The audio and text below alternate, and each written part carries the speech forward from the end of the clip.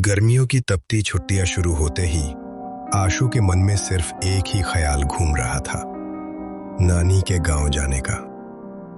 शहर की भीड़, स्कूल की बोरियत और ट्यूशन के बीच उसे हमेशा गांव की मिट्टी की खुशबू, दोस्तों की चहल पहल और खेतों में दौड़ने की आजादी याद आती थी। इस बार भी वो उत्साह से भरा हुआ नानी के गांव पहुंचा। वहां पहुंचते ही माहौल बदल जाता था। धीमी हवाएं, आम के पेड़, कच्ची गलियां और हर तरफ एक अलग सुकून। नानी के घर के ठीक बगल में उसके मामा का घर था। दोनों घरों का आंगन जैसे एक ही था, बस बीच में एक छोटी सी दीवार।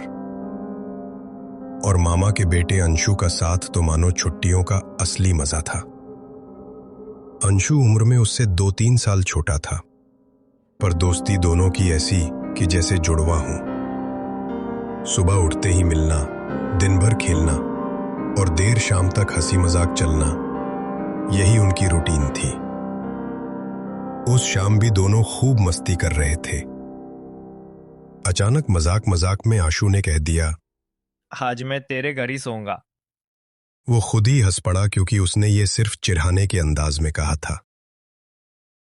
पर बात तभी अजीब हुई जब अंशु की मां ने उसे सुन लिया और गंभीर अंदाज में बोली, हाँ, आज इसी के साथ सोना, यही रहेगा तू। आशु ने हल्का सा संकोच महसूस किया। उसने सोचा, अरे मैंने तो बस मस्ती में कहा था, सोने का प्लान थोड़ी था। पर उन्होंने जबरदस्ती मानो उसे आदेश दे दिया।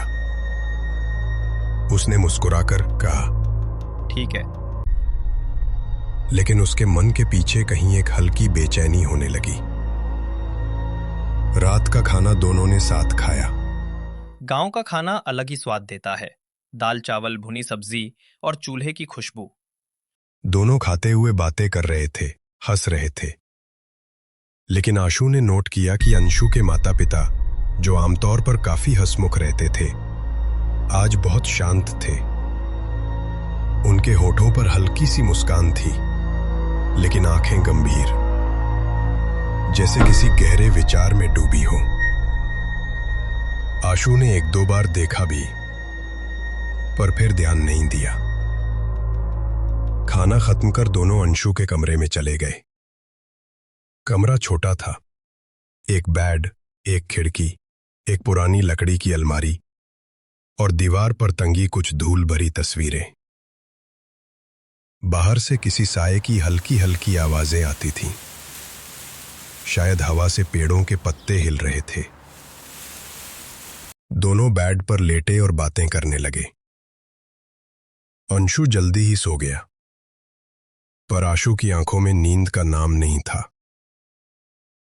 उसने करवटें बदलीं, फिर छत को देखने लगा, फिर आंखें बंद कर लेट गया। पर दिल अजीब तरह से घबराया हुआ था। आज नींद क्यों नहीं आ रही? हमेशा तो गांव में आते ही मजे की नींद आ जाती है। समय बीतता गया और जब उसने मोबाइल देखा तो रात के 2 बज चुके थे। इसी बीच अचानक उसे एहसास हुआ जैसे खिड़की से कोई उसे देख रहा हो। उसकी रीढ़ में एक झटका सा दौड़ा। उसने धीरे से सिर मोड़ा। खिड़की के पास अंधेरा था, पर ऐसा लगा मानो कोई परछाई पल भर के लिए खड़ी थी। उसने तुरंत नजरें हटा ली। शायद नींद ना आने की वजह से भ्रम हो रहा होगा, उसने खुद को समझाया। पर कुछ सेकंड बाद वही एहसास फिर उभर आया। वो एहसास कि कोई बहुत नजदीक, बहुत चुपचाप उसे घूर रहा हो। इस बार वो झटके से उठा और धीरे से खिड़की की तरफ गया। बाहर देखा, अंधेरा, दूर हल्की टिमटिमाती एक स्ट्रीट लाइट और हवा में हिलते पेड़। कोई नहीं था। उसने लंबी सांस ली, खुद को ढांढस बंधाया और वापस मुड़ा। और तभी उसके कदम रुक गए। बेड पर, जहां अभी सिर्फ अंशु सो रहा था, अब वहां 2 लोग सो रहे थे। एक अतिरिक्त आकृति, पूरी तरह कंबल में लिपटी हुई, जैसे कोई अभी अभी आकर लेट गया हो। आशु की सांसें एकदम रुक गईं। ये कौन है? मैं तो सिर्फ 1 मिनट के लिए बाहर गया था। ये अंदर आया कैसे? अंशु के घर में, कमरे में, और सीधा बिस्तर पर।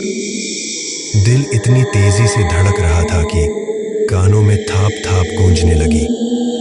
उसने साहस जुटाया, धीरे धीरे कदम बढ़ाए और कंबल का किनारा पकड़ा, धीरे से उठाया और जैसे ही कंबल हटा, आशु के हाथ से कंबल गिर गया। उसके पैरों से जैसे जमीन खिसक गई, क्योंकि जो व्यक्ति उस कंबल के नीचे सो रहा था वो और कोई नहीं बल्कि आशु खुद था। हाँ, उसी की शक्ल, उसी के कपड़े, उसी का शरीर, मानो उसकी एक कॉपी, एक परछाई उसके सामने लेटी हुई हो। उसके मुंह से आवाज नहीं निकली, आंखों में अंधेरा छा गया। अगली सुबह जब उसकी आंख खुली, सूरज की रोशनी कमरे में फैल चुकी थी, खिड़की खुली थी, हवा चल रही थी और वो खुद अंशु के बगल में सोया हुआ था। सब कुछ सामान्य। अंशु हंसते हुए बोला, सो गया था तू? रात को तू बहुत करवटें ले रहा था। आशु एकदम चौंक गया। आसपास देखा, कोई कंबल में लिपटा हुआ अजनबी नहीं, कोई दूसरी आकृति नहीं, सब कुछ जैसे नया, सामान्य, शांत। क्या ये सब एक सपना था? उसने खुद को मन ही मन समझाया। शायद डरावना सपना रहा होगा। गांव का घर, अंधेरा, अनजान माहौल, ऐसा कभी कभी हो जाता है। वो उठकर नानी के घर चला गया, पर पूरे दिन उसका दिमाग भारी रहा। उसे चक्कर आते रहे, शरीर में कमजोरी थी। उन्होंने सोचा शायद बुखार होगा, पर असली दहशत तब हुई जब 2 दिन बाद भी उसकी हालत सुधरी नहीं। परिवार घबरा गया। उसे कस्बे के बड़े डॉक्टर को दिखाया, फिर शहर के डॉक्टर को भी ले गए। दवाइयां बदली, जांचें हुई, लेकिन आशु की तबीयत गिरती ही चली गई। उसकी आंखों के नीचे काले घेरे पड़ते जा रहे थे, चेहरा पीला पड़ चुका था। कभी कभी वो खाली जगहों को घूरने लगता, जैसे उसे वहां कोई दिख रहा हो। रात को उसकी चीखें घर में गूंजने लगी। वो आ गया, वो खिड़की वाला, वो मेरे बगल में, वो मैं हूं, मैं। परिवार टूट चुका था और फिर एक सुबह उसका दरवाजा अंदर से बंद था। बहुत देर तक आवाज देने के बाद दरवाजा तोड़ना पड़ा और अंदर आशु अपने बिस्तर पर मरा हुआ मिला। चेहरे पर वही डर, जैसे रात को फिर किसी चीज ने उसे देखा हो।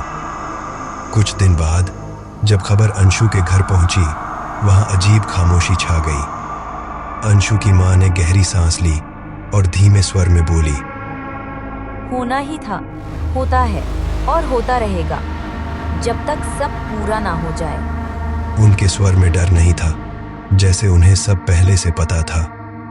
अंशु के पिता ने धीमे मगर भारी स्वर में कहा, एक और दया, अब अगला कौन होगा? हमें सोचना होगा, वरना वो नाराज हो जाएगा। अंशु भयभीत होकर पूछ बैठा, कौन नाराज हो जाएगा? उसके पिता ने उत्तर नहीं दिया। पर तभी उन तीनों की निगाहें अचानक कमरे के कोने की तरफ मुड़ी और बिस्तर पर एक साया बैठा था, धुंधला, काला, आकारहीन, लेकिन चेहरा साफ था। वो डरावना लग रहा था। आंखें काली, खाली, अंदर धंसी हुई और उसके होंठों पर एक लंबी, टूटी हुई, ठंडी मुस्कान थी। वो मुस्कान जो किसी इंसान की नहीं थी। कमरे की हवा ठंडी पड़ गई और मुस्कुराते हुए फुसफुसाया, अभी एक बाकी है। कमरा सन्नाटे से भर गया। अंशु की मां और पिता उस साए को बिना डर के ऐसे देख रहे थे जैसे वो उसे जानते हों। और तभी वो साया धीरे धीरे उठने लगा, जैसे किसी का इंतजार खत्म हो रहा हो, जैसे अब अगला नाम उसकी सूची में जोड़ने का समय आ गया हो।